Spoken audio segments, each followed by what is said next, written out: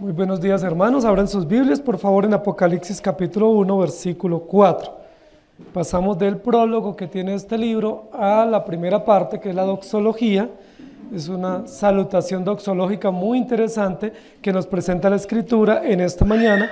Y vamos a leer el versículo 4. Dice: Juan a las 7 iglesias que están en Asia, gracia y paz a vosotros, del que es y que era y que ha de venir, y de los 7 espíritus que están delante de su trono. Hay muchas personas que piensan que el libro de Apocalipsis es un libro diferente a las epístolas. Hay otros que dicen que el libro de Apocalipsis se ubica dentro del género epistolar, es decir, del sistema que usaban en esa época para enviar cartas personales o cartas grupales usando un modelo que eran las epístolas. Si nosotros revisamos los primeros 3 versículos que estudiamos en los domingos anteriores, nos vamos a dar cuenta que ese prólogo no obedece al género epistolar, porque es un prefacio que no tiene nada que ver con el género de las epístolas. Pero a partir del versículo 4 nosotros nos vamos a dar cuenta que comienza la doxología y que la doxología está claramente ubicada en el género epistolar. Todas las cartas de Pablo y de Pedro y las cartas personales tenían estas salutaciones o comenzaban con esta doxología donde se hablaba de el destinatario, ¿cierto? Quiénes eran los autores o los escritores y cuál era el propósito y el encabezado especial de la carta. En ese sentido nosotros estamos frente a una epístola. A partir del versículo 4 hasta el final del libro de Apocalipsis va a conservar el género epistolar. Y básicamente lo que vamos a encontrar aquí es una introducción con una doxología que va a abarcar otros versículos. Hoy solo vamos a estudiar el versículo número 4. Juan a las 7 iglesias que están en Asia, gracia y paz a vosotros. Y el título que le hemos puesto en esta mañana a la prédica es Gracia y paz, que es un saludo apostólico, pero es un saludo también de las epístolas, y era un saludo común entre los cristianos en el primer siglo, gracia y paz. El saludo de los judíos en el Antiguo Testamento era paz, o shalom, solamente. Pero el saludo de los creyentes en el primer siglo, después de la presentación del Evangelio, especialmente en el mundo greco-romano, era gracia y paz. Gracia y paz, es decir, disfrutamos del favor inmerecido de Dios que nos viene por gracia y como resultado nosotros vivimos en su paz o en su bienestar. Gracia y paz. En ninguna carta de la Escritura se usa de manera inversa, paz y gracia. Siempre vamos a encontrar que la fórmula es gracia y paz. Es decir, para nosotros poder disfrutar del favor de Dios o del bienestar de Dios, ¿qué debemos tener primero? Su gracia. Es decir, primero tenemos el favor inmerecido, o su redención o el perdón de los pecados, y como resultado externo disfrutamos de su paz, que es el bienestar integral. La paz que los judíos entendían con ese término no era la paz de espíritu, sino era la paz como bienestar integral. Todo el bienestar que nos puede llegar de parte de Dios como bendiciones generales era lo que los judíos entendían cuando ellos decían shalom, o la paz sea contigo.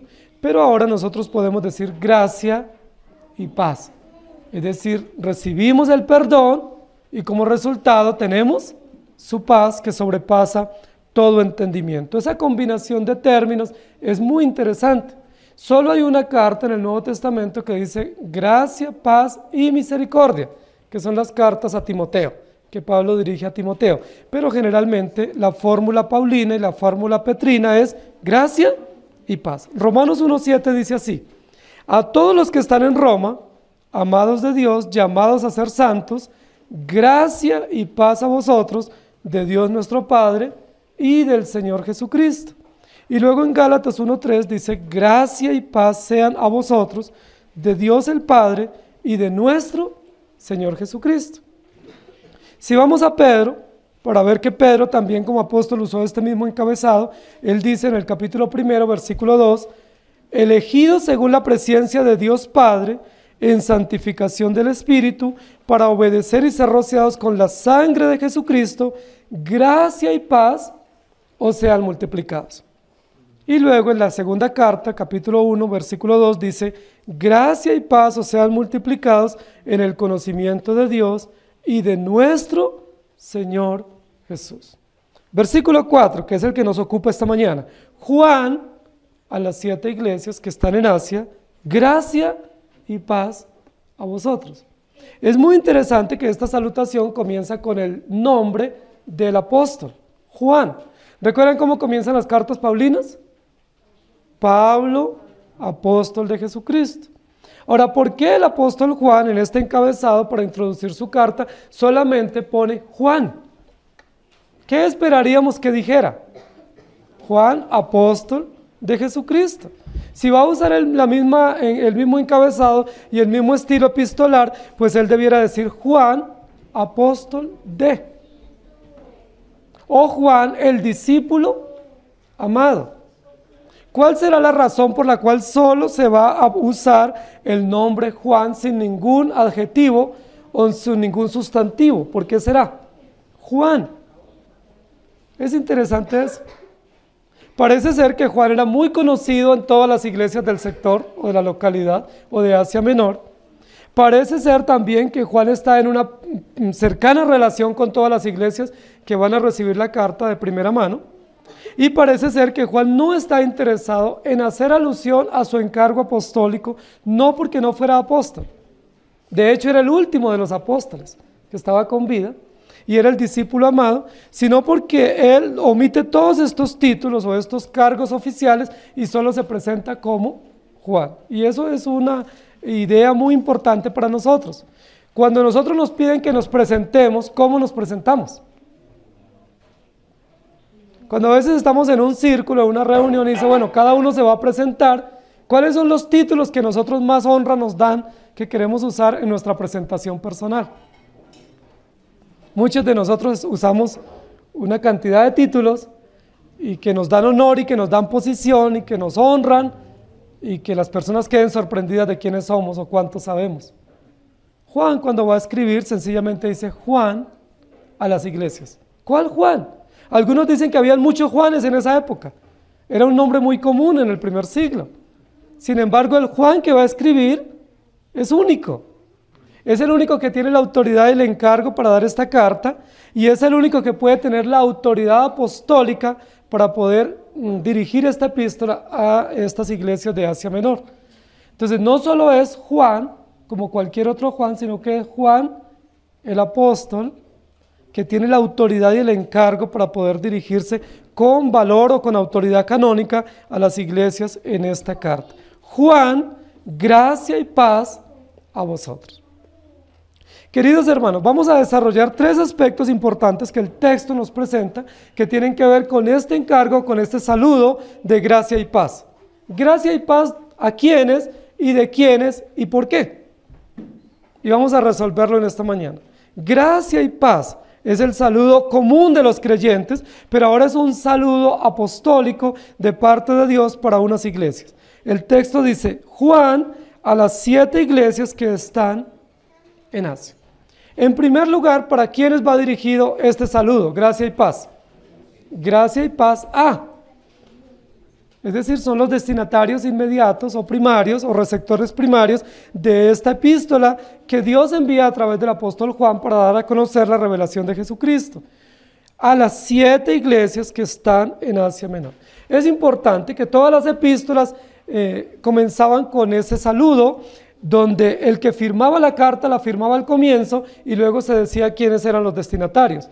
Hoy es diferente las cartas que nosotros usamos. Nosotros la firmamos al final. Al comienzo decimos quiénes son los destinatarios, a quién va dirigida, pero luego al final firmamos la carta. En el género epistolar se firmaba al comienzo y se decía quiénes eran los destinatarios. De Juan para las 7 iglesias, a las 7 iglesias que están en Asia. Aquí tenemos un dato supremamente interesante. Primero, se introduce por primera vez en el libro de Apocalipsis el número 7, que es uno de los números bien frecuentes en la carta de Apocalipsis y es uno de los números que ha sido pues a veces tergiversado y mal usado y se usa con mucha simbología un poco no adecuada en el estudio bíblico. 52 veces va a aparecer el número 7 o el término 7 en el libro de Apocalipsis. 52 veces. Y este es el primer versículo en el que aparece Juan a las 7 iglesias. Y nos vamos a detener un poco a nosotros pensar por qué se usa el número 7 y por qué se usa esta asignación para referirse a las iglesias. ¿Qué valor tiene? Parece ser que el número 7 era un número bien importante en la literatura de esa época, entre los judíos y entre los griegos, especialmente entre la literatura intertestamentaria. Y entonces se retoma acá para hablar no propiamente de perfección. Algunos dicen que 7 solo significa perfección, y ese es uno de los valores del número 7, pero 7 también significa lo completo, o significa lo pleno, o lo que es total, es decir, todo. 7 es una referencia para decir todo, ¿sí? Como un símbolo o como una metáfora para referirse a lo completo, a lo pleno o a lo total. Ahora, ¿por qué para usar lo completo o lo total se usa un número y no se usa un término normal? Porque nosotros podíamos decir, como dice en Colosenses, la plenitud de la deidad. Recuerden que 7 habla de lo pleno, lo total o lo completo, y en Colosenses se usa, pero no se usa un número, sino que se usa un concepto, plenitud. ¿Por qué Apocalipsis, para referirse a lo pleno o a lo total o a lo completo, usa un número? Recordemos que es importante en la simbología de la literatura apocalíptica el uso de los números, porque no solamente dice de lo completo y lo total, sino habla de lo que es preciso y de lo que es exacto y de lo que es cerrado a través de un número, porque los números nos dan precisión y exactitud. Juan a las 7 iglesias que están en Asia. Ahora, algunos han tenido la siguiente controversia o siguiente pregunta: ¿por qué la carta o la epístola de Apocalipsis se dirige a 7 iglesias o a las 7 iglesias como si fuesen las únicas? La pregunta es: ¿solo había 7 iglesias en Asia Menor? Habían más, sabemos por Colosenses que estaban otras, ¿cierto? Por lo menos estaba la iglesia de Colosas, la iglesia de Hierápolis, y había otra iglesia un poco más lejana que era la iglesia de Troas, entre otras. Habían muchas más iglesias en Asia Menor. Otros han dicho que las 7 iglesias a las cuales se dirige la carta eran las únicas iglesias verdaderas y que las otras iglesias eran iglesias falsas. ¿Pudiéramos llegar a esa afirmación? No, porque Colosas era una iglesia verdadera. Troas, dice la Biblia, que en Troas se abrió una puerta especial para la predicación del Evangelio. Entonces sí habían muchas otras iglesias, y Hierápolis era una iglesia verdadera. ¿Por qué se toman solo 7 iglesias y no otras iglesias? ¿O por qué no se dirige la carta a las iglesias que están en Asia? Sino que se precisa diciendo a las 7 iglesias. Queridos hermanos, aunque había muchas más iglesias en ese valle o en esa región o en esa provincia de todo el continente asiático, la carta se dirige específicamente a 7 iglesias. Pero al usar el número 7, lo que nos muestra es que al dirigirse de manera directa a esas 7 iglesias, Dios está dirigiendo a la plenitud o a la totalidad de las iglesias de Asia, y no solo de las iglesias de Asia de ese primer siglo, sino a todas las iglesias de todos los tiempos. Los preteristas, recuerden que es uno de las escuelas que interpreta Apocalipsis, dice todo Apocalipsis ya fue cumplido. Siendo que ellos dicen eso, nosotros diríamos, para nosotros no tiene ningún valor Apocalipsis entonces, según esa escuela preterista. Pero cuando nosotros vemos que los destinatarios de la carta son las 7 iglesias, es decir, la totalidad de las iglesias, o la iglesia de todos los tiempos, nosotros no podemos abrazar la interpretación preterista, porque la carta de Apocalipsis tiene supremo valor e importancia para nosotros hoy. Entonces, cuando dice allí a las 7 iglesias, nosotros también estamos incluidos, ¿les parece? Porque nosotros hacemos parte, por la gracia de Dios, a las iglesias de todos los tiempos, o a la totalidad, o a la plenitud de la iglesia salvada por gracia de todos los tiempos y de todas las épocas y de todas las condiciones. Es muy probable que el hecho de que Dios haya dirigido la carta a 7 iglesias específicas, 7 iglesias locales, sea porque eran las 7 iglesias que estaban enfrentando el mayor peligro, la mayor amenaza en esa región del culto imperial. Recuerden que el culto al emperador era muy fuerte en ese periodo y la persecución. Es muy probable que estas 7 eran las que tenían la mayor incidencia o amenaza del emperador y también las que estaban en mayor riesgo de confrontación debido a su fe, y por eso se escribe la carta directamente a ellos. Ahora, otro término muy importante en la introducción, ¿sí?, para recibir este mensaje, gracia y paz, es a las 7 iglesias. Se introduce por primera vez en el libro de Apocalipsis la palabra o el término iglesia, que viene del griego eclesía. ¿Qué significa? Asamblea, ¿sí? O los que son llamados de fuera para un destino o un propósito especial. Los que son trasladados de un uso común para un uso especial. Aquellos que son llamados del común del mundo para un uso específico, que es la adoración y el conocimiento al Dios verdadero. El término eclesía o iglesia es muy importante para nosotros, porque nos está diciendo rápidamente que la iglesia no está dirigida a 7 ciudades de Asia Menor, sino a las comunidades locales o a los salvos o a las congregaciones locales que viven en esas ciudades de esa región. Es decir, la carta está dirigida exclusivamente a los creyentes, a los salvos de esas iglesias. Como toda la escritura está dirigida a los creyentes, estas 7 cartas que luego analizaremos en el capítulo 2 y 3, están dirigidas exclusivamente a los creyentes, a los que han sido llamados del mundo y trasladados a la luz del Evangelio, a las 7 iglesias, a las 7 comunidades locales que conforman la iglesia. Ahora, hay algo muy importante acá, y es la relación que podemos encontrar entre una iglesia local y la iglesia universal. Y ahí están presentes esos 2 aspectos de la iglesia. Hay iglesias locales como la nuestra, como las que se van a presentar en esta carta, pero todas las iglesias locales conforman la iglesia universal. El mensaje de Dios para todos los tiempos es para la iglesia universal, pero lo reciben, lo analizan y lo aplican las iglesias locales. Las iglesias locales reciben el mensaje de parte de Dios, pero ellos son parte de la iglesia universal. Juan a las 7 iglesias que están en Asia Menor. Algunos dicen que Juan tenía toda la autoridad para dirigir este mensaje a estas iglesias, porque recuerden que Juan fue pastor de una de esas iglesias. ¿Se acuerdan de qué iglesia fue pastor Juan? De la iglesia de Éfeso. El apóstol Juan fue pastor por un periodo de la iglesia de Éfeso, y algunos dicen que él había sido nombrado obispo o supervisor de todas esas 7 iglesias. Y que por lo tanto él no solo conocía esas iglesias, tenía una cercana relación con ellas, sino que él podía ejercer autoridad también como apóstol sobre ellas, porque había sido pastor y había sido nombrado supervisor de las iglesias de esa zona. Entonces, eso es importante por la razón por la cual él fue puesto en ese lugar. Génesis capítulo 2, versículo 2, dice: acabó Dios en el día 7º la obra que hizo y reposó el día 7º de toda la obra que hizo.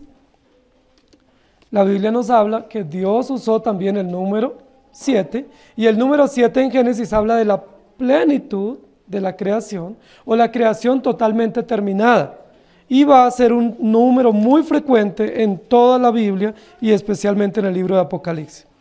Números capítulo 16, versículo 3 dice: y se juntaron contra Moisés y Aarón y les dijeron: basta ya de vosotros, porque toda la congregación, todos ellos son santos, y en medio de ellos está Jehová. ¿Por qué pues os levantáis vosotros sobre la congregación de Jehová? Algunos hermanos tienen muchísima dificultad en encontrar el concepto de iglesia en el Antiguo Testamento. Son muchos los que dicen que la iglesia nació en Hechos 2. Muchísimos creyentes se reúnen hoy y piensan que la iglesia nace en Hechos 2 a partir de Pentecostés. Pero ¿saben qué nace en Hechos? Los últimos tiempos. Pero no nace la iglesia en Hechos 2, sino los últimos tiempos de la iglesia después de Pentecostés. ¿Dónde nace la iglesia? La iglesia nace en la eternidad, en el corazón de Dios por decreto eterno. Pero históricamente, ¿dónde se da a conocer la iglesia? En el primer momento que hay un salvo o un creyente, nace la iglesia. Porque la única forma como Dios le ha placido reunir o congregar a los salvos es a través de la iglesia, la asamblea, la santa convocación. Y yo voy a leer algunos textos del Antiguo Testamento para que ustedes vean que el concepto de eclesía está en el Antiguo Testamento. Asamblea, o convocados, o llamados de fuera para un uso especial. Números 16:3 nuevamente. Y se juntaron contra Moisés y Aarón y les dijeron: basta ya de vosotros, porque toda la congregación, ¿cuál sería el término que pudiéramos usarlo en reemplazo? Toda la iglesia, todos ellos son santos o son creyentes. Y en medio de ellos está Jehová. ¿Por qué pues os levantáis vosotros sobre la congregación de Jehová? Luego en Números capítulo 20, versículo 4 dice: ¿por qué hiciste venir la congregación de Jehová a este desierto para que muramos aquí nosotros y nuestras bestias? Congregación. Y luego en 1 de Pedro 2, 5 y 9 dice: vosotros también, como piedras vivas, sed edificados como casa espiritual y sacerdocio santo, para ofrecer sacrificios espirituales aceptables a Dios por medio de Jesucristo. Mas vosotros sois linaje escogido, real sacerdocio, nación santa, pueblo adquirido por Dios, para que anunciéis las virtudes de aquel que os llamó de las tinieblas a su luz admirable. Está en la Biblia presente el concepto de asamblea, de congregación, de llamados, de elegidos y reunidos en una nueva asamblea para adorar a Dios. Es el concepto de iglesia. Cuando Juan escribe a las 7 iglesias, lo que está dirigiéndose es a los salvos, a los que han sido llamados por Dios y preservados y sostenidos por el Evangelio. Apocalipsis capítulo 1, versículo 6 dice: y nos hizo reyes y sacerdotes para Dios su Padre, a Él sea gloria e imperio por los siglos de los siglos. Amén. ¿A quiénes Dios hizo reyes y sacerdotes? A los creyentes, a los que hacen parte de la iglesia. Entonces, ¿quiénes son los únicos que pueden reinar con Cristo o ministrar para Cristo?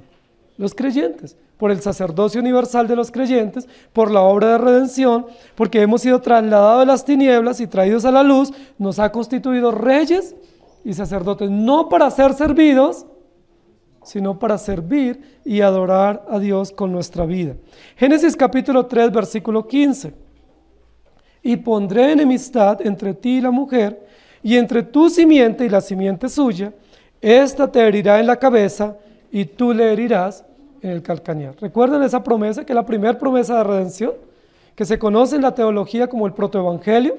La primera promesa de redención. ¿Dónde se está cumpliendo? Se está cumpliendo en toda la Escritura, la cumple Jesucristo, y ahora hay fruto de esa obra de redención, de la victoria de Cristo y de la simiente de Cristo para los creyentes, y en ese sentido ahora todos estamos recibiendo el mensaje del Evangelio. Éxodo capítulo 19, 5 y 6 dice: ahora pues, si diereis oído a mi voz y guardareis mi pacto, vosotros seréis mi especial tesoro sobre todos los pueblos, porque mía es toda la tierra, y vosotros me seréis un reino de sacerdotes y gente santa. Estas son las palabras que dirás a los hijos de Israel. ¿A quién están dirigidas estas promesas? A los creyentes, a las iglesias. Génesis 12:3: bendeciré a los que te bendijeren, y a los que te maldijeren maldeciré, y serán benditas en ti todas las familias de la tierra. Pero está hablando de todas las familias de los salvos, o todas las familias que están bajo la jurisdicción pactual de Dios para su pueblo. Lucas capítulo 24, 47 dice: y que se predicase en su nombre el arrepentimiento y el perdón de pecados en todas las naciones, comenzando desde Jerusalén. Y luego en Hechos 1:8 dice: pero recibiréis poder cuando haya venido sobre vosotros el Espíritu Santo, y me seréis testigos en Jerusalén, en toda Judea, en Samaria y hasta lo último de la tierra. En Mateo 16, 18 dice: y yo también te digo que tú eres Pedro, y sobre esta roca edificaré mi iglesia, o edificaré mi asamblea, o edificaré mi congregación de aquellos que he llamado, y las puertas del Hades no prevalecerán contra la iglesia. Y luego en Colosenses 4:16 dice, cuando esta carta haya sido leída entre vosotros, haced que también se lea en la iglesia de los laodicenses y que la de Laodicea la leáis también vosotros. Laodicea hace parte de una de las 7 iglesias que reciben esta carta. Pero esta es la carta de Colosenses que está dirigida también para la Odisea. Lo más probable es que esta carta que se escribe va a ser leída no solo en estas 7 iglesias, sino también debe ser leída en las iglesias de la zona o en las iglesias del área, porque era la costumbre que existía en esa época por razones diversas de economía también. Entonces una carta se llevaba a un lugar y se intercambiaban para que otros tuvieran conocimiento de lo que se estaba diciendo. Gracia y paz a las 7 iglesias de Asia Menor. No eran las 7 iglesias de Asia, sino solo de una región de Asia, que era una región de Asia Menor, donde había gran persecución y donde había también muchas iglesias que predicaban el Evangelio y que eran zonas que el apóstol Pablo había visitado y otros de los apóstoles. Gracia y paz a las 7 iglesias. Las 7 iglesias que habían sido llamadas por Dios y que reciben el mensaje, y ese mensaje hace parte del mensaje que llega también para nosotros. En segundo lugar, continuemos con el texto. Juan a las 7 iglesias que están en Asia, gracia y paz a vosotros, del que es y que era y que ha de venir. Si ustedes se ubican en las salutaciones paulinas, nos vamos a dar cuenta que casi siempre en las salutaciones se menciona la Trinidad. Son muchas las personas que dicen, bueno, ¿dónde dice la Biblia que Dios es trino? Bueno, la Biblia no usa el término o el concepto Trinidad, no aparece en la Biblia. Pero aparece el concepto, no aparece el término, pero aparece la idea, la verdad y el principio de Dios presente en 3 personas. Y todas las salutaciones de las cartas paulinas siempre estaban dirigidas o encaminadas a la Trinidad. Por eso son salutaciones doxológicas, es decir, es un acto de adoración, es una doxología donde se recuerda la intervención del Padre, del Hijo y del Espíritu Santo en favor de los creyentes o en favor de los salvos. Por eso en esta segunda parte del texto, donde dice del que es, que era y que ha de venir. La pregunta es, ¿a quién se refiere de las 3 personas de la Trinidad de esta primera parte? Es lo que tenemos que identificar, del que es y que era y que ha de venir. Y tenemos que relacionarlo con la parte que sigue del texto y también con el versículo número 5. Porque si estamos entendiendo que hay una presentación doxológica de la Trinidad para adorar a Dios y reconocer que ese mensaje es posible única y exclusivamente por la intervención del Dios Trino o de la divinidad, y que la gracia y la paz nos llegan única y exclusivamente a través de la divinidad, entonces tenemos que identificar quién es o a quién se refiere la expresión del que es y que era y que ha de venir. Y lo que nosotros tenemos que entender aquí es que esta expresión se refiere a Dios Padre. Son muchos los que dicen que se refiere a Jesucristo porque habla de que va a venir. Entonces dicen que el que va a venir es Jesucristo, el Hijo de Dios, en las nubes. Sin embargo, la frase está más en concordancia para que nosotros pensemos que se refiere a Dios Padre. ¿Quién es el Dios eterno? ¿Quién es el que ha elegido y ha destinado a su pueblo para la salvación? Dios Padre. Dios Padre es, el que era y el que ha de venir. Ahora, esa frase es una frase común en el libro de Apocalipsis. Es común para mostrar que Dios está presente y es real en todos los tiempos que nosotros conocemos, el pasado, el presente y el futuro. Dios es real, Dios está presente. Por eso dice el que es, el que era y el que ha de venir. En todos los tiempos de la historia humana, Dios está. ¿Eso de qué nos habla? Nos habla del carácter de Dios. ¿Qué aspectos del carácter de Dios están presentes en esa expresión, el que es, que era y que ha de venir? La eternidad de Dios. Dios Padre es eterno. Él es eterno, Él existe desde siempre y existirá por siempre. Él es eterno. ¿Qué más nos expresa esa frase o esa alusión que hace este texto sobre Dios Padre? Que Dios es inmutable. El que es, el que era y el que ha de venir. Es decir, el que nunca cambia. El que no sufre variación.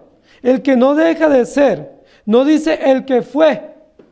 No, Él sigue siendo el mismo y seguirá siendo el mismo. Es una expresión no solamente para definir el carácter del Padre como divino, sino también su inmutabilidad, su eternidad, su fidelidad, su firmeza, para definir también su poder en todos los tiempos y en todas las historias, sino para definir cómo Dios Padre se relaciona con su pueblo a través de todos los tiempos. Él siempre está con su pueblo. Es el que ha sido y sigue siendo. Siempre Dios Padre está con su pueblo, siempre se relaciona con su pueblo, no solo se relacionó con su creación, sino que se relaciona con el pueblo de Dios de todos los tiempos, lo preserva y lo cuida y lo mantiene siempre con fidelidad. El que es, el que era y el que ha de venir. ¿Qué expresión más bonita? Para mostrarnos que Dios es el Dios de la historia, que Dios Padre controla y gobierna la historia, pero también para mostrarnos que Dios es el Dios del pacto. Si hay pacto de redención, es porque hay un Padre. Y ese Padre eligió a su pueblo desde la eternidad y determinó enviar a su Hijo Jesucristo para la salvación de su pueblo.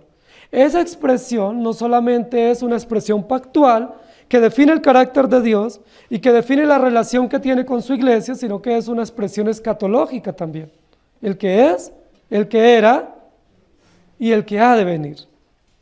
Es decir, esperamos todavía la consumación del pacto de redención, donde Dios Padre tiene el dominio o el poder de cerrar esa historia de redención y consumar todas las cosas. Es la historia de Dios que visita a su pueblo y que está en medio de su pueblo en todas las épocas y en todas las circunstancias. Dios no sufre variación. Él es el mismo. Esos aspectos del carácter de Dios, su poder, su inmutabilidad, su fidelidad, su pacto seguro y firme, nos dan esperanza para continuar. Por eso se introduce diciendo a las 7 iglesias. ¿Cuál era la realidad histórica que estaban viviendo esas 7 iglesias? Persecución, opresión, muerte. Muchísimos hermanos estaban muriendo. Dice la Biblia más adelante que eso era como un río de sangre o como un lago de sangre. Muchos creyentes muriendo, siendo martirizados injustamente. ¿Qué necesitan unos creyentes que están en persecución o en aflicción recibir de parte de Dios? Consuelo y esperanza. ¿Y qué reciben con la expresión del que es, del que era y del que ha de venir? Profundo consuelo y esperanza. Dios está con nosotros. Dios es el Dios de la historia. Dios siempre nos ha cuidado y nos cuidará. El fin nuestro no es porque nos asesinen o nos torturen a través de los edictos de los emperadores. El fin nuestro es aguardar al que ha de venir, el que está con nosotros, el Dios firme, el que no muta, el que no cambia, el que permanece siempre igual. Es el Dios del pacto. Y eso es una descripción no solo del carácter de Dios, no es solo una descripción escatológica de los eventos finales de la historia, sino es una descripción pastoral. Dios está con nosotros. Podemos confiar en Él. Él está con nosotros. Gracia y paz. Alguien pudiera decir, ¿cómo que gracia y paz si nos están matando? No puede haber gracia y paz para una iglesia perseguida. Pero la palabra nos dice que sí lo puede haber, porque la gracia y la paz vienen del que es, del que era y del que ha de venir. Ahora, esa descripción inicial del texto para mostrarnos el carácter de Dios y para mostrarnos la paternidad de Dios por su pueblo es muy importante. Porque nosotros no estamos abandonados, no somos huérfanos, tenemos un Padre amoroso y fiel y poderoso que cuida a su pueblo y que lo preserva y lo mantendrá hasta el final.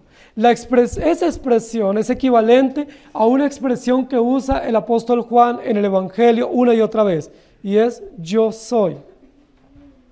Es la misma expresión que se usa aquí en este texto para definir el carácter del Padre. Es la misma expresión que el apóstol Juan repite 7 veces en los 7 gran yo soy, ¿recuerdan? Y esa es una razón también para decir que Juan el apóstol es el que está escribiendo Apocalipsis, porque fue el mismo que escribió el Evangelio. Ahora, esa expresión yo soy, que el evangelista usa en el Evangelio de Juan, es la expresión que él toma del Antiguo Testamento. ¿Recuerdan quién fue el que la dijo? ¿Y quién la usó? Dios se la dio a Moisés cuando lo llama en Éxodo capítulo 3. Cuando le pregunte el faraón, ¿quién lo envió? Usted va a decir, yo soy, me envió. Y Moisés le dice, sí, pero ¿y qué más? ¿Qué digo? Solo eso no es suficiente. Y Dios le dice, dirás, yo soy el que soy, me ha enviado. Ahora recuerda, Moisés estaba siendo enviado para hablar al faraón para que liberara al pueblo. ¿Qué estaba sufriendo el pueblo de Israel en Egipto? Opresión y persecución, estaba siendo diezmado, estaba siendo torturado, estaba siendo perseguido terriblemente. ¿Qué está sucediendo con las iglesias en Asia Menor? Una situación equivalente a lo que sucedía en el Éxodo, o antes del Éxodo, en Egipto.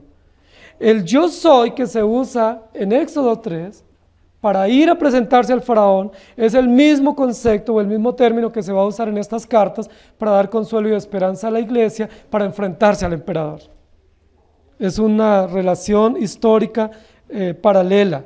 Yo soy el que es, el que era y el que ha de venir. Leamos algunos textos de apoyo. Malaquías capítulo 3 versículo 6.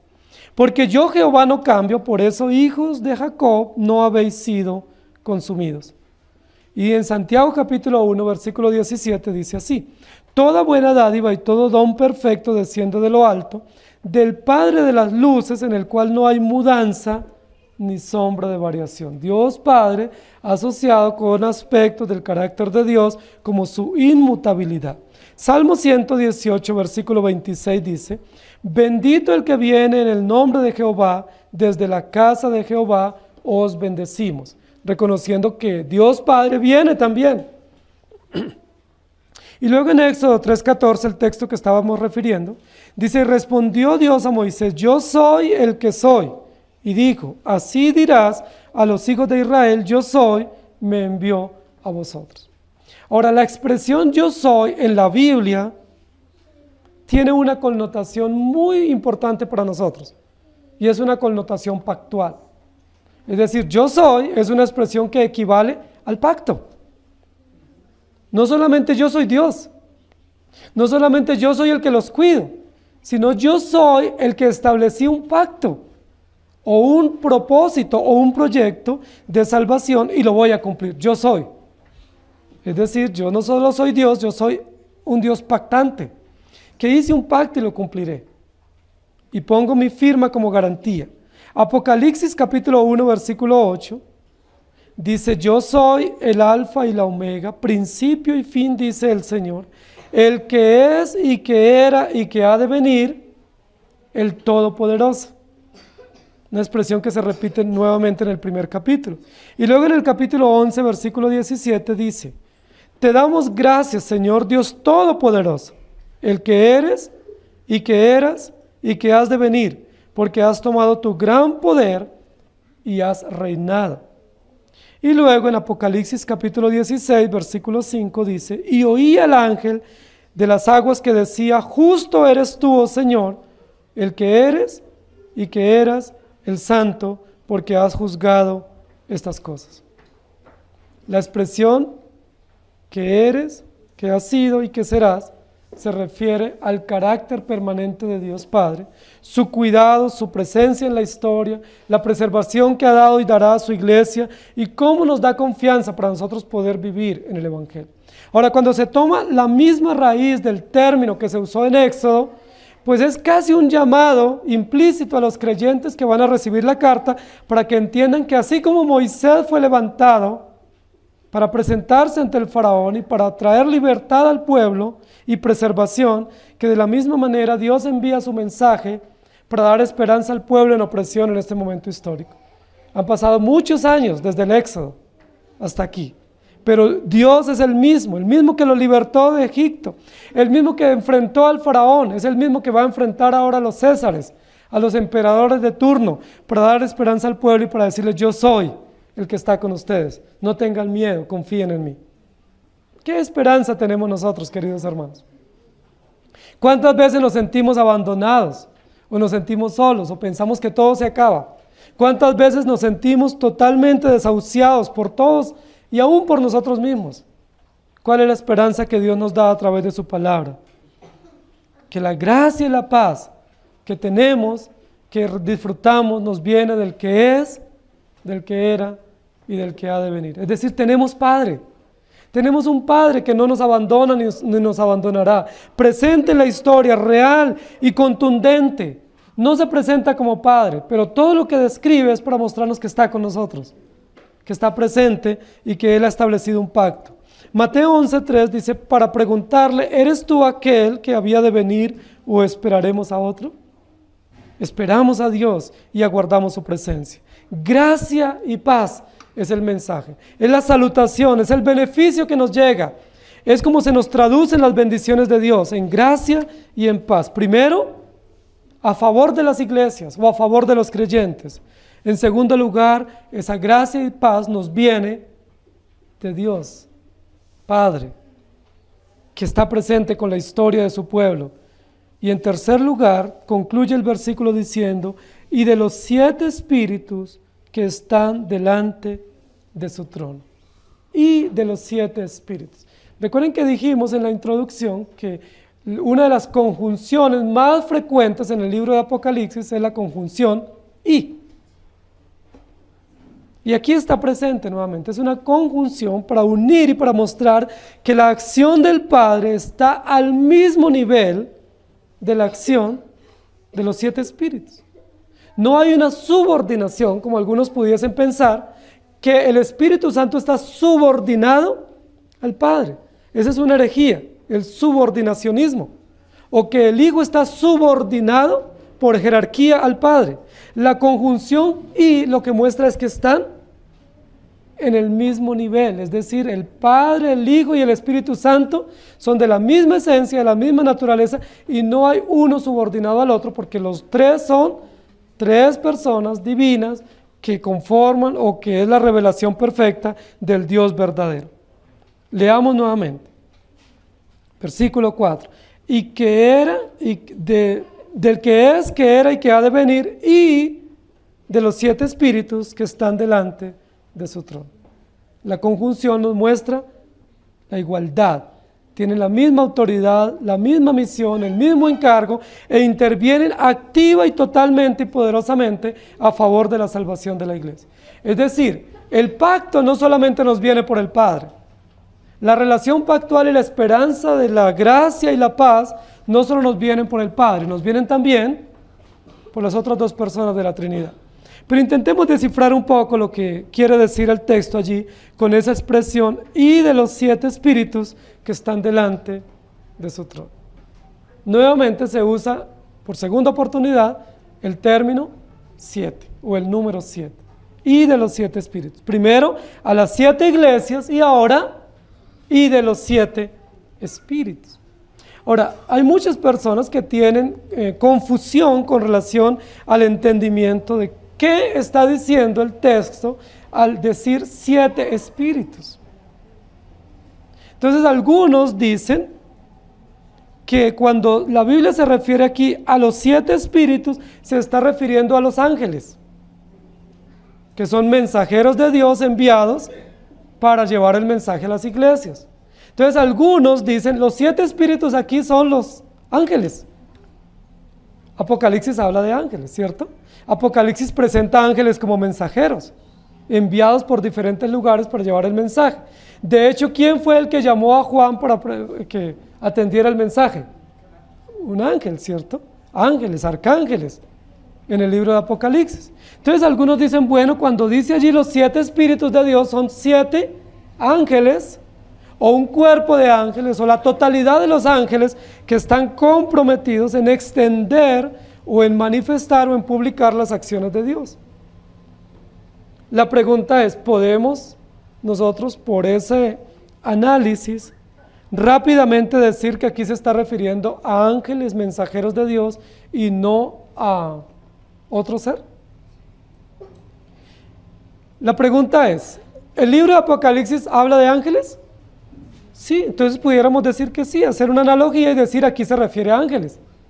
Pero la otra pregunta que les voy a hacer es la siguiente. En todas las salutaciones y en las doxologías que presenta Pablo y que presenta Pedro, ¿menciona a los ángeles? ¿Las doxologías a quién están dirigidas? A Dios. Entonces, siendo que todas las doxologías, que serían los textos cruzados para poder sacar la conclusión, se refieren no a ángeles, sino a Dios Padre, a Hijo y Espíritu Santo, no pudiéramos decir que esta epístola es una sección y que aquí se refiera al Padre y luego se refiera a los ángeles, como los ángeles recibiendo adoración divina, como si fuesen Dios. Entonces, con ese análisis nosotros podemos decir, los 7 espíritus no se puede referir a los ángeles bajo ningún sentido. Entonces, ¿a quién se refiere? A los 7 espíritus. ¿A quién se refiere? Al Espíritu de Dios. Si se refiere al Espíritu de Dios, ¿por qué dice los 7 espíritus? ¿Cuántos espíritus hay? Padre, Hijo y Espíritu Santo. Solo hay un espíritu. Es el Espíritu de Dios. Y es santo y es perfecto. No hay 7 espíritus, ni hay 7 manifestaciones del Espíritu Santo. Entonces algunos van a tomar un texto de Isaías, donde habla espíritu de inteligencia, espíritu de sabiduría, espíritu de conocimiento, espíritu de consejo, y ahí ya tenemos 7. Pero ustedes saben que no es la forma correcta como sacamos conclusiones hermenéuticas para nosotros satisfacer nuestras inquietudes. Sabemos que la forma correcta es ver qué dice la Biblia de sí mismo. Ahora, ¿por qué habla de 7 espíritus si solo hay un espíritu? Muy bien, pudiéramos usar la misma analogía que usamos para la primera referencia al número 7. ¿Cuántas iglesias hay? Solo hay una iglesia. Es la iglesia de Jesucristo. Y esa iglesia solo tiene una cabeza, que es Cristo.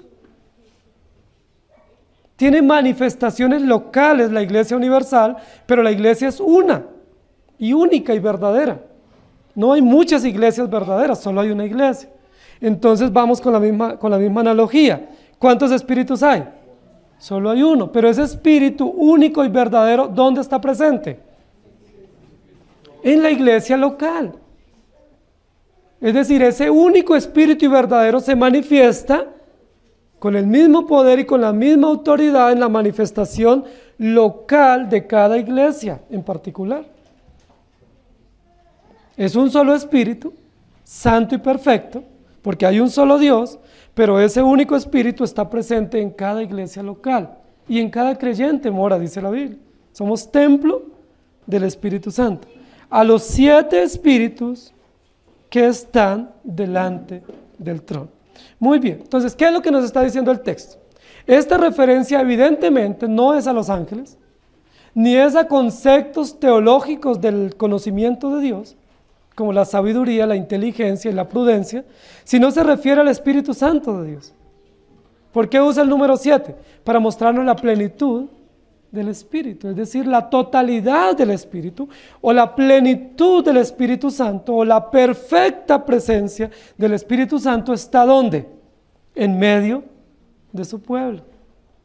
No es un destello del Espíritu, sino es la manifestación plena y absoluta y total del Espíritu Santo en medio de su iglesia, para entender la exactitud y la precisión del término número 7.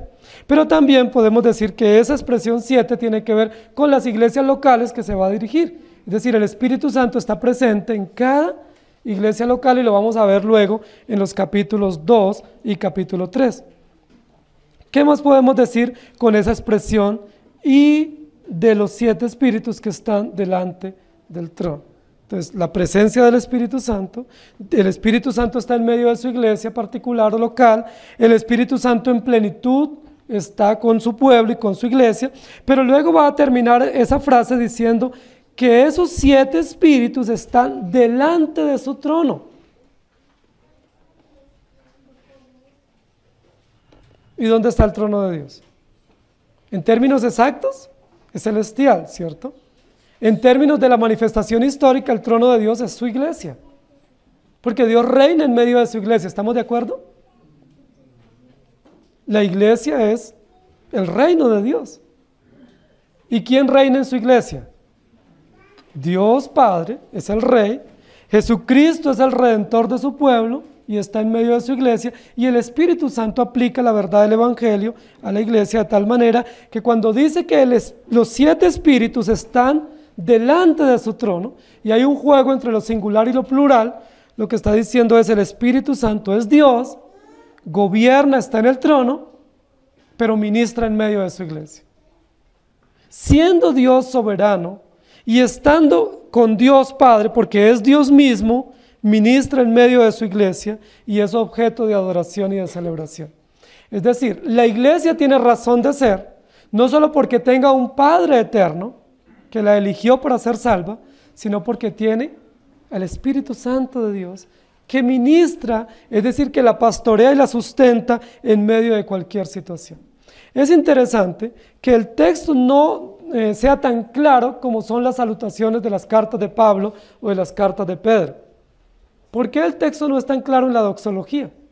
Porque las otras doxologías dicen a Dios Padre y luego dice y al Espíritu Santo.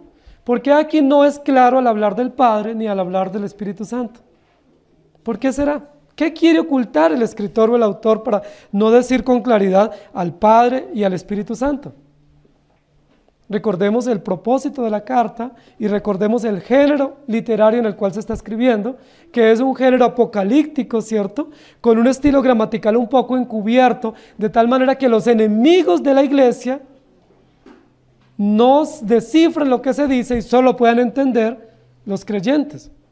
Si nosotros le leemos ese texto a una persona que no es creyente, ¿ustedes creen que van a entender que cuando dice el que es el que era y ha de venir se refiere al Padre? Ellos no lo entienden.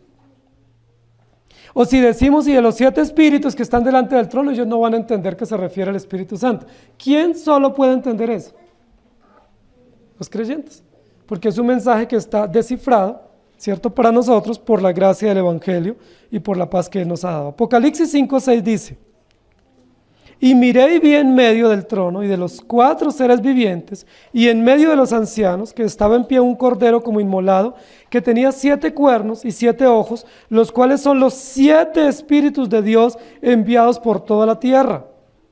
¿Encuentran nuevamente la misma referencia? Los 7 espíritus de Dios, pero ¿con qué los relaciona acá? Con 7 ojos. Es decir, el Espíritu Santo de Dios está presente, ¿dónde? En todo su pueblo, no en todo el mundo, en todo su pueblo. El Espíritu Santo no fue enviado para el mundo, sino enviado para la iglesia, para consolar y pastorear y acompañar a su pueblo. Son los 7 ojos que están vigilando o cuidando o preservando, y ahí tiene que ver con aspectos de la omnipresencia y la omnisciencia del Espíritu Santo en medio de la iglesia. Luego en Zacarías 4:6 y versículo 10 dice: entonces respondió y me habló diciendo: esta es palabra de Jehová a Zorobabel que dice: no con ejército ni con fuerza, sino con mi espíritu, ha dicho Jehová de los ejércitos, porque los que menospreciaron el día de las pequeñeces se alegrarán y verán la plomada en la mano de Zorobabel. Estos 7 son los ojos de Dios que recorren toda la tierra. Nuevamente, ¿cómo relaciona los 7 espíritus? Con 7 ojos. Pero Zacarías no habla de 7 espíritus. ¿De qué habla Zacarías? Dice del espíritu. Dice, este es el espíritu de Dios. Pero ¿cómo lo relaciona con lo singular a lo plural? El espíritu de Dios que tiene 7 ojos. Para muchos es un enigma estudiar Apocalipsis, ¿cierto? Nos asusta. Pero cuando vamos entendiendo, realmente nos damos cuenta que son símbolos o son metáforas para mostrar la plenitud de la presencia del Espíritu Santo, que es uno, presente en toda su iglesia y mostrando sus atributos de omnisciencia y omnipresencia. Y luego en Apocalipsis 22:6 dice: y me dijo, estas palabras son fieles y verdaderas, y el Señor, el Dios de los espíritus de los profetas, ha enviado a su ángel para mostrar a sus siervos las cosas que deben suceder pronto. ¿Cuál es el espíritu de los profetas? El Espíritu Santo. Un profeta, para que pueda dar su mensaje, para que su mensaje sea real y verdadero, necesita el Espíritu Santo de Dios. Dice, son los espíritus de los profetas, aunque habla en plural, lo que está diciendo es que hay muchos profetas y cada profeta tiene la manifestación plena del Espíritu Santo de Dios. Apocalipsis 4:5. Y del trono salían relámpagos y truenos y voces, y delante del trono ardían 7 lámparas de fuego, las cuales son los 7 espíritus de Dios. 7 ojos, 7 lámparas de 7 espíritus, todas son referencias metafóricas para hablar de la plenitud del un único y verdadero Espíritu Santo de Dios.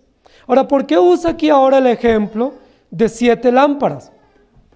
¿Qué atributo nos va a mostrar o qué acción cumple el Espíritu Santo como lámpara o como fuego?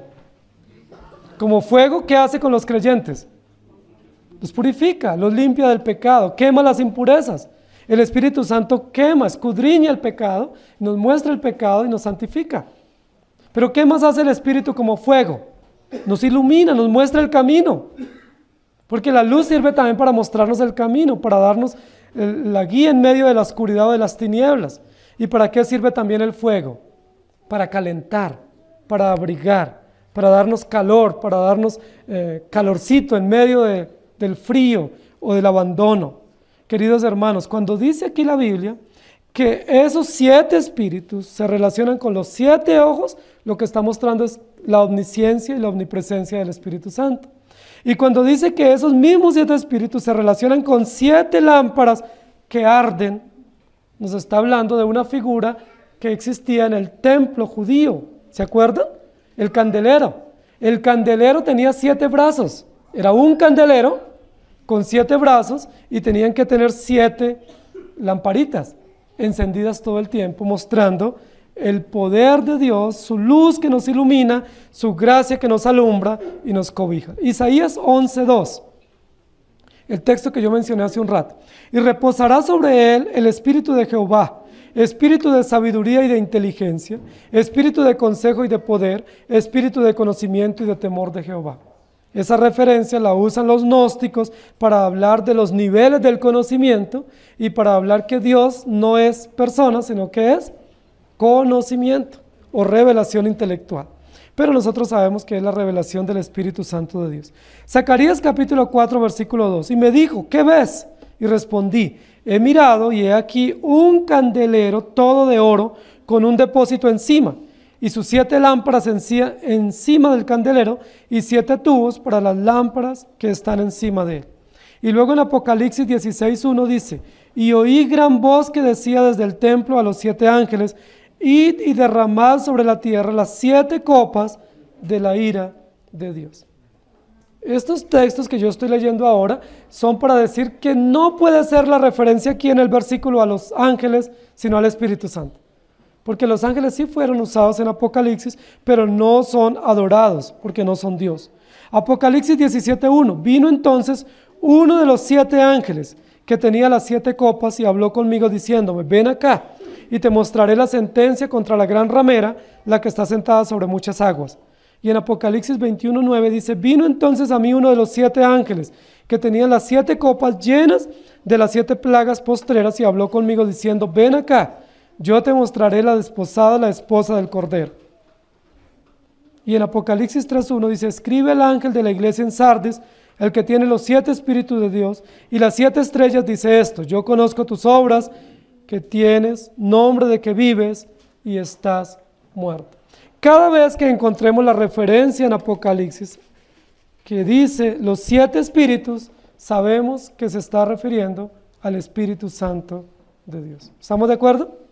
Solo hay un espíritu, no hay contradicción en la Escritura, pero se refiere al usar el número 7 a la plenitud del Espíritu, a la totalidad del Espíritu y a cómo Dios, por su infinita gracia y bondad, ha derramado de su Espíritu en cada iglesia local.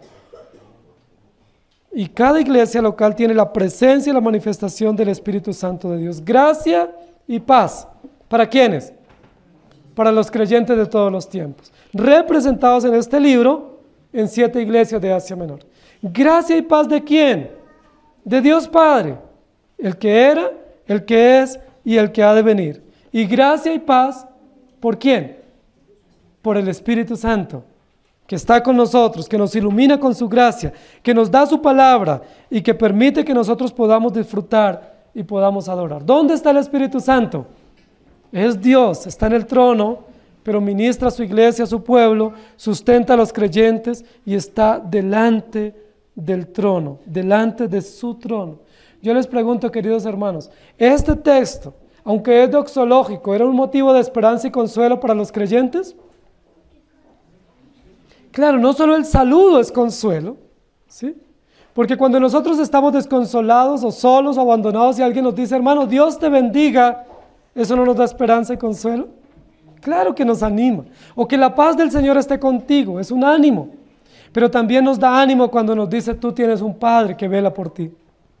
Es un Padre fiel, bueno, justo y compasivo. Pero también nos da esperanza saber que hay una presencia que no es invisible, es real, del Espíritu Santo en medio de nosotros. Es real su Espíritu cuidándonos y defendiéndonos contra todas las oposiciones o amenazas que nosotros pudiéramos tener. Y esa presencia de su Espíritu está delante de su trono. Es decir, el Espíritu Santo ministra a su iglesia, gobierna y pastorea a su pueblo y nos cuida en medio de cualquier adversidad.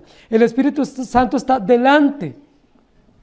En una guerra, en una batalla, en una amenaza, ¿quiénes son los que sufren? Los que van adelante, porque son los primeros que son atacados. Pero aunque nosotros militamos en esa caminata espiritual como soldados y como ejército cristiano, ¿quién va delante de nosotros? El Espíritu Santo. ¿Recuerdan cómo se manifestó el Espíritu Santo con el pueblo cuando estaban en el desierto? Sí, con una columna de nube. Es un símbolo para el Espíritu Santo, para mostrar la protección y el cuidado que Dios da a su pueblo. ¿Qué hace en este texto el Espíritu Santo? Ministra a su pueblo, está en medio de las 7 iglesias, pero ¿cómo está? Delante de la iglesia. Eso es muy esperanzador para los creyentes. El Espíritu Santo va delante de nosotros. De tal manera que si hay peligros, ¿qué hace el Espíritu Santo? Nos defiende de los peligros.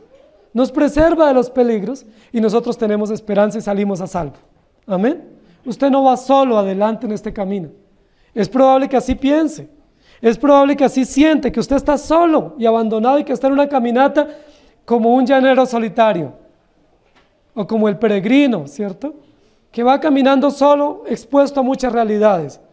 Aunque sintamos así y aunque pensemos así, ¿quién va delante de nosotros?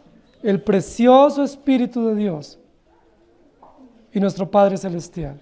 Por eso, gracia y paz de Dios nuestro Padre y del Espíritu Santo. Inclinen su rostro. Amado Señor, gracias por tu palabra. Tu palabra realmente nos consuela y nos anima. No solo porque nos muestra nuestra realidad que es miserable y que es necesitada, sino que nos muestra las verdades eternas del Evangelio. Tu palabra, Señor, a través de este libro, está siendo para nosotros refrigerio espiritual, consuelo y ánimo. Aunque no estamos bajo una persecución imperial militar, como iglesia vivimos bajo persecución ideológica en este momento. La iglesia de Cristo está siendo perseguida ideológicamente por los gobiernos de turno. Hay amenazas morales, hay amenazas económicas contra la iglesia. Hay amenazas, Señor, por el ateísmo, el gnosticismo. Todas estas nuevas leyes que se aprueban son amenazantes contra la iglesia. Pero, Señor, te tenemos a ti como nuestro Padre. No solo eres el autor de la gracia y la paz que tenemos, sino que sigues siendo nuestro Padre bueno y fiel. Tenemos tu preciosa presencia a través del Espíritu Santo de Dios, que no solo ilumina nuestro caminar, sino que quema nuestras impurezas y nos da garantía de victoria. Gracias porque vas delante de nosotros. Y gracias porque nosotros reinamos contigo. Gracia y paz podemos disfrutar solo a través del Evangelio, solo a través de la obra perfecta de Jesucristo y del Dios Trino. Gracias por animarnos. Gracias por fortalecer la fe nuestra. Gracias por mostrarnos que en cualquier circunstancia o adversidad podemos mirarte a ti y tener esperanza y consuelo. Y gracias porque estas leves tribulaciones momentáneas son temporales y nos aguarda un eterno peso de gloria de aquel que está viniendo y que estamos aguardando. Ayúdanos a vivir para ti, en Cristo Jesús. Amén. El Señor les bendiga, queridos hermanos.